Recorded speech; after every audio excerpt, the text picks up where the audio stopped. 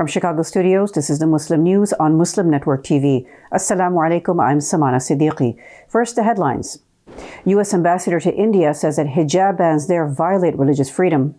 American Muslim groups ask President Biden to cancel student debt and establish interest-free student loans.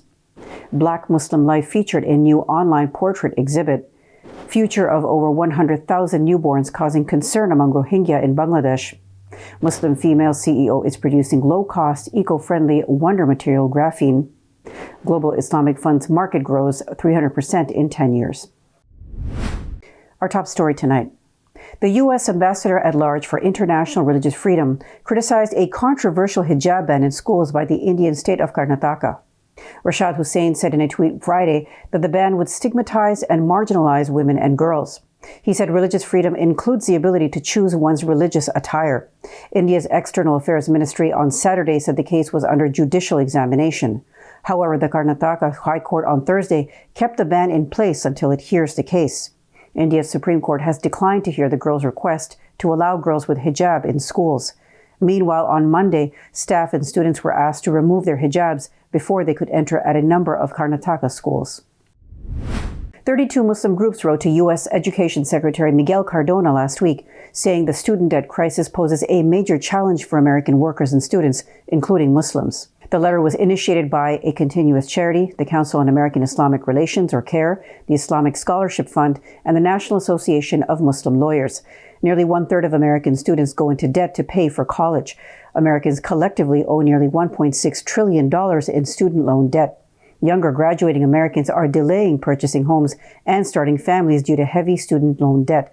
The joint letter also addressed the moral dilemma Muslim students face by having to choose between their faith and their education due to such loans. Islam, like some other faith traditions, considers interest-based debt as destructive and immoral. The group said President Biden should use his executive authority to establish principal-only loans. This would be in order to ensure that future students can pursue higher education without incurring burdensome debt or violating their religious values. A special in-depth analysis is coming up on student debt crisis in the U.S., so keep watching Muslim News. A Columbus, Ohio imam who was found dead in a vehicle last December died from multiple gunshot wounds, including one to the head, autopsy results show. They note that Muhammad Adam was shot in the left side of his head, his left chest or neck, left side near his abdomen, left leg, and his right hand. Adam was found in a van near a wooded area off of Windsor Avenue on December 24th. A missing person report was filed on December 23rd after he had not been seen since the day before. The report said Adam did not show up to pick up his child from a daycare. His death has been ruled a homicide. A Black Muslim education and media collective launched a new online exhibit on February 2nd featuring portraits of Black Muslims. These aim to highlight the beauty and diversity within the Black Muslim experience. They are captured in dramatic lighting and are paired with audio clips of the subjects. The project began as a conversation between Sapelo Square and New York-based photographer duo Rajan B. Walker in 2016. They have photographed more than 200 portraits of Black Muslims of diverse occupations, ages, geographical locations, and spiritual approaches to Islam. The project will initially feature about 50 portraits that are being released weekly on the Preserving the Legacy website. Dearborn, Michigan police fatally shot a man Saturday after he allegedly started a fire at a mosque and shot at law enforcement officers. The incident stemmed from a shooting in Detroit, the police chief told the Detroit News. At 1:18 a.m., Dearborn officers on patrol observed a fire at the Al-Huda Islamic Association on the city's northeast side. There they encountered an armed man who appeared to have shot at the officers, the department said. They chased the armed suspect and exchanged fire, fatally striking him, police said. No officers were injured. Dearborn Chief of Police Isa Shaheen said the fire was not caused by a firebomb, but was started from inside the mosque. Russian President Vladimir Putin said he does not understand why U.S. President Joe Biden knowingly gave false information on the invasion of Ukraine, the Kremlin said. Putin spoke to reporters Saturday about the more than hour-long telephone call between him and Biden.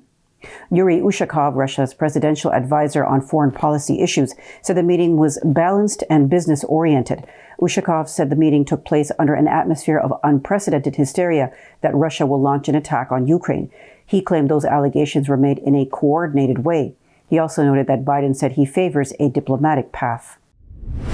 Afghanistan's central bank on Saturday rejected U.S. President Joe Biden's executive order to seize half of its $7 billion in assets held in American financial institutions. The Afghanistan bank said the decision to block their foreign exchange reserves and allocate them to irrelevant purposes is an injustice to the Afghan people. The bank said the money belongs to the people of Afghanistan, not any government or group. Biden issued an executive order Friday, splitting Afghanistan's central bank's $7 billion in assets. The order allocates half the money for humanitarian relief for a country ravaged by over 42 years of war. Meanwhile, the other half will be kept available for compensation to victims of the 9/11 attacks. Former Afghan President Hamid Karzai on Sunday called on Biden to reverse his decision on the bank's funds and return it all to Afghanistan. Sweden is seeking to discredit Muslim parents' claims on social media that Swedish social service agencies kidnap Muslim children. The government said Friday the allegations are false, as well as seriously misleading, and aim to create tensions and spread mistrust. The Swedish Foreign Ministry said all children in Sweden are protected and cared for equally under Swedish law and the UN Convention on the Rights of the Child. The Foreign Ministry stressed that social workers need a court order to remove children from parents without consent. The ministry said all this is done under the care and supervision of trained professionals. We're bringing more news stories from around the globe after this short break, so stay tuned, and we'll be right back after these messages.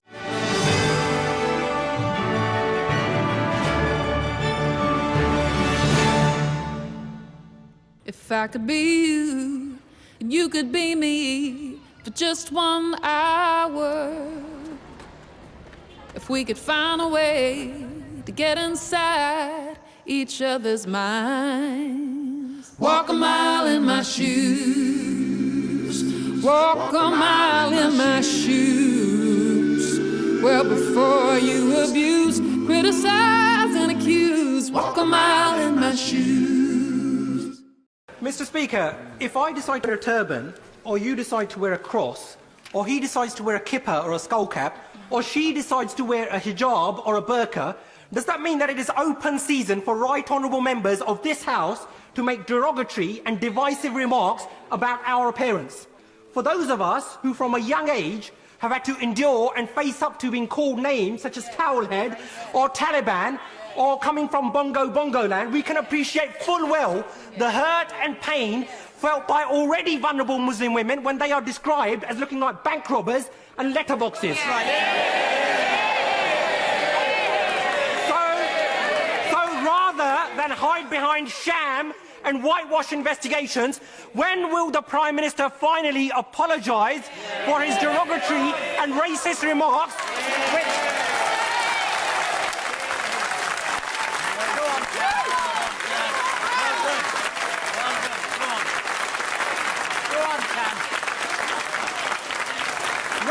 racist remarks, Mr. Speaker, which have led to a spike in hate crime? And given the increasing prevalence of such incidents within his party, when will the Prime Minister finally order an inquiry into Islamophobia within the Conservative Party, something which he and his Chancellor promised on national television?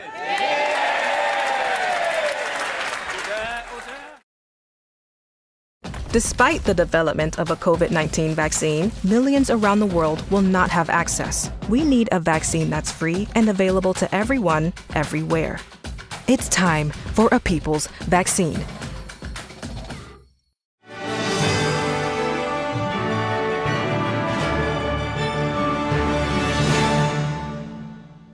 Diabetes UK and the British Muslim Heritage Centre are raising awareness of the risks associated with type 2 diabetes. They aim to reduce the number of Muslims being diagnosed with the condition. The project has helped ensure people across Greater Manchester have access to accurate, culturally sensitive and relevant information. The organisations have developed the Diabetes Inclusion Network and delivered webinars to engage with key community leaders. The Heritage Centre reached out to Muslims in Greater Manchester through community influencers, including prominent women managers and imams. They also worked in partnership with NHS England and NHS Improvement, the Strategic Clinical Network, Diabetes UK, and Salford University. Almost half of more than 1 million Rohingya living in congested refugee camps in Bangladesh are children growing up in subhuman conditions. The stateless minority is now worried about the future of more than 100,000 newborn babies. Violence, food shortages, a lack of healthcare, and access to basic education are some of the problems these children face in the camps. According to Amnesty International, around 750,000 Rohingya fled a brutal military crackdown in Burma's Rakhine state in August 2017. The total number of Rohingya refugees in Bangladesh is now more than 1.2 million. According to a 2020 Save the Children report, nearly 76,000 babies were born in refugee camps in the 3 years since. The number of babies is expected to have surpassed 100,000 based on the current growth rate. Graphene, a wonder material thinner than paper and 200 times stronger than steel, has many potential uses such as energy generation and tissue engineering.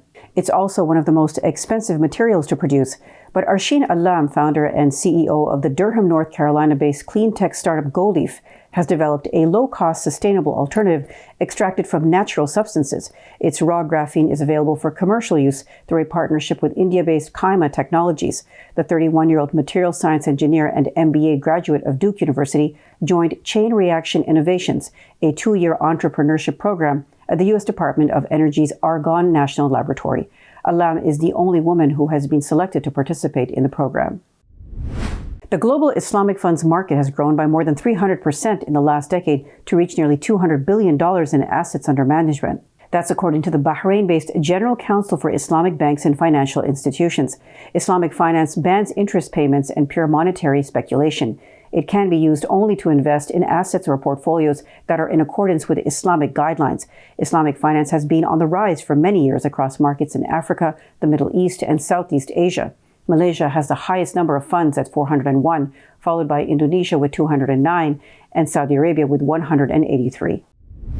Coming up next after the break is our in-depth analysis segment, so stay tuned and we'll be right back after these messages.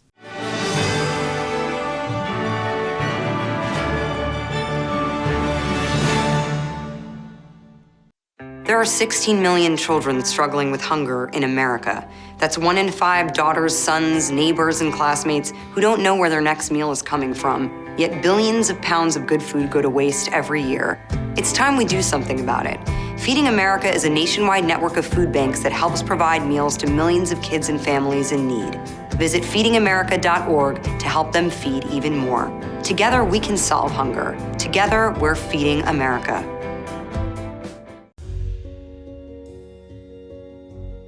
Friends, our world is pulling together like never before. We're making huge sacrifices to keep one another safe.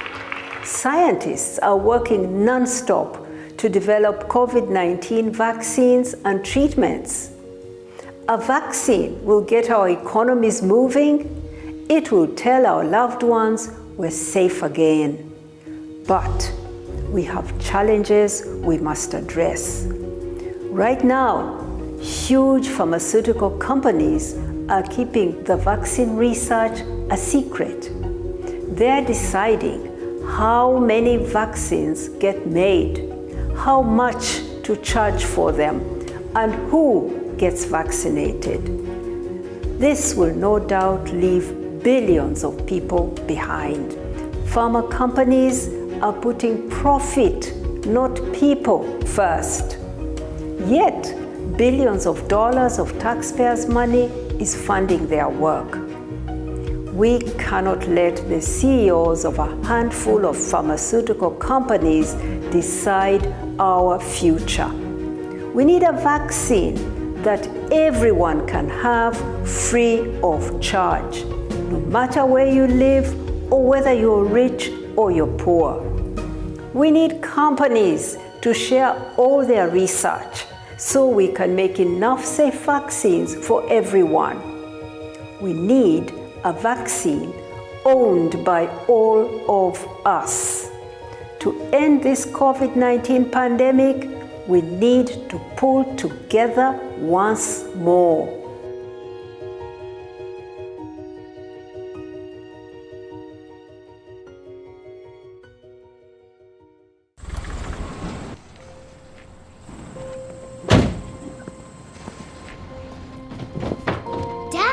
They took over my bedroom. Come on, come on. Okay, Dad. 1, 2, 3. Dad!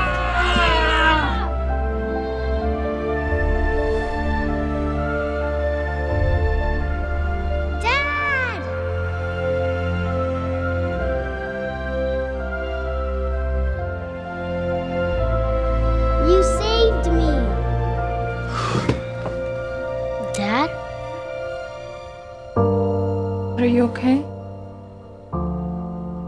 I'm fine, dear.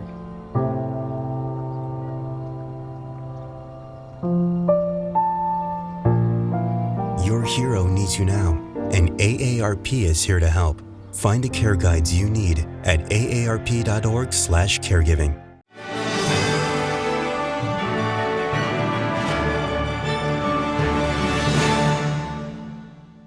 Welcome back. To discuss the issue of student debt in the U.S., let's go to Imam Abdul Malik Mujahid. Over to you, Imam Mujahid. Thank you, Samana. When President Biden came into office, he was talking about something very critical. 45 million Americans have a student debt totaling $1.86 trillion, and it is rising. He said, when I come in power, I'll wipe out $10,000 everyone. Progressives like Ilhan Omar and others are calling he should wipe off actually $50,000 for everyone who owes that type of money.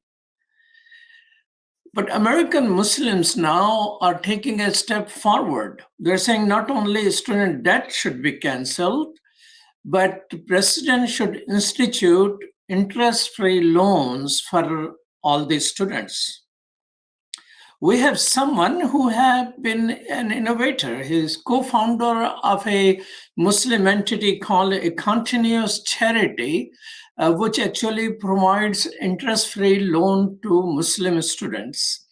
And he is also executive director of CARE Dallas, FAIZAN SYED. Assalamu alaikum. Wa alaikum salam wa rahmatullah. Thank you for having me. Welcome to Muslim Network TV. So, why are you asking President Biden to not only cancel the debt, but institute a student loan which is interest-free? Of course, as you mentioned so eloquently, that in the United States, we have over 45 million students that have nearly $1.8 trillion of student debt. When I first joined and co-founded ACCUSES Charity Foundation, we were going across the country and raising the alarm bell because the student debt had just reached a little bit over $1 trillion. And that was in 2013. And the student debt crisis is going to continue to get worse. After COVID-19 hit, the United States president put a moratorium, meaning that students would still have their debt, but they did not have to make the payments on their debt until that moratorium ends. And that moratorium is about to end in May of this year. The crisis that we see and are really concerned about is that students who have these crushing debts are unable to pay off their debts. Sometimes you can even make payments on your debt for years at a time and owe more than what you borrowed in the first place. Why is that? It's simply because of the interest that many of these debts have on them that make a situation where students are in perpetual poverty and unable to pay off their student loans debt. So CARE, along with over 32 Muslim organizations from around the country, including ACCUSES Charity Foundation, wrote a letter to the President of the United States asking him to do three things. First, continue the moratorium on student debt, meaning that when May hits, you should allow students to continue to not pay off their loans for an extended period of time until the United States economy is on more stable footing. Number two, to forgive a portion of that student debt, whether it's $10,000 or $50,000, a portion of it must be forgiven because it unfortunately is at an astronomical amount that it's too large for students to really pay it off. We might see multiple millions of students defaulting on their loans. And if they default on their loans because of the way our system is set up, that crisis would then impact other industries that could create potentially a recession or hurt people and their families beyond that. And third, we believe in an Islamic concept, which is that interest itself, riba, is haram. It should not be engaged in. And as Muslims, of course, we don't engage in it as much as we're able to. And what we're calling on is that the federal government could very easily create a situation where the only debt that students have to pay off is the principal on their loan. So we call it the principal debt. And we believe that by changing the situation, so again, the student debt is still there, but it's only principal debt that students have to pay off, then this creates a situation that students will actually be able to pay off their debt, will be able to live their lives, and will be able to grow the economy, which is essential for our country. Faizan Syed, I appreciate your work in this area. I myself is a contributor to the charity which you have established. But you're saying that the time you started, the student debt at that time was 1 trillion. Now it is almost doubled. So it seems that your efforts and other people's effort are not going very far. What makes you think that your demand will be accepted by President Biden? The reality is 45 million students are too big to fail, not major corporations. If we get into a situation where students are not able to pay off their debt or there's multiple defaults on debt, then this can have a dramatic impact on our economy. The debt crisis that exists in the United States is simply unsustainable. Alhamdulillah, with the little bit of effort that INEQUALITIES charity has been able to do, within that 10-year time, we've been able to give away $5.5 million in interest-free student loans. And we use an Islamic concept which changes the burden of who pays for these loans from individual families to us as a community. Rather, how can we as a community pool our resources together to get our students to get the best education to become financially successful in the future, and then those students pay off their loans into the ACCUSES Charity Foundation Fund that then is recycled and is given to another student and another student and another student. Through this system, we hope to provide at least some type of alternative. Now, of course, the debt crisis is so astronomical that our efforts are obviously not going to make $1 trillion impact. However, I think it's an essential step in order to at least provide some relief to students and to create a situation opportunity for individuals and their families to come together and really think about how they're going to get their students educated in the future. Remember one of the placard when Occupy Wall Street campaign was on, one of the placard which caught my eyes was that do the banking the Islamic way. Now, interest-free banking around the world and interest-free financing is a $4 trillion business. It has Dow Jones Islamic indexes and things like that. So idea is not new, it is being implemented. But President Biden, who promised that immediately he will write off $10,000 per student, he was unable to do. He was unable to do because there is a huge banking and financial sector lobbying. So what are your plans to deal with this financial and banking sector so that your demand has some hearing, which is fair enough for America?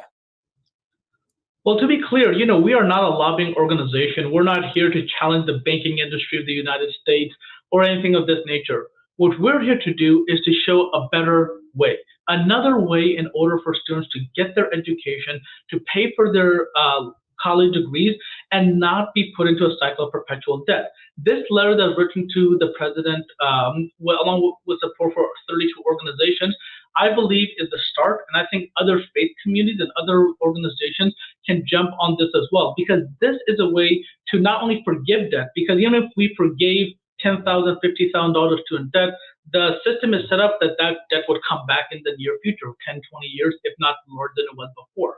So rather, now is the time when the education is really unaffordable for many people, for there to be new ideas, and I think it's an opportunity for us to have this Islamic concept come in, which is principal loans, that you would be given a loan to go to college from the federal government, you pay the principal off along with some fees for administration and things of that nature, and then beyond that, you would be debt-free, and then other students can take the same loan. So I believe that this is a better way to move forward. Well, thank you so much, FAIZAN Syed, for your time. Thank you as well. Back to you, Samana. Thank you, Imam Mujahid. That's all from our Chicago studios tonight. Thank you for tuning in. You can find previous episodes and more on our YouTube or Facebook. For more content, keep watching Muslim Network TV or visit muslimnetwork.tv. Salam and good night.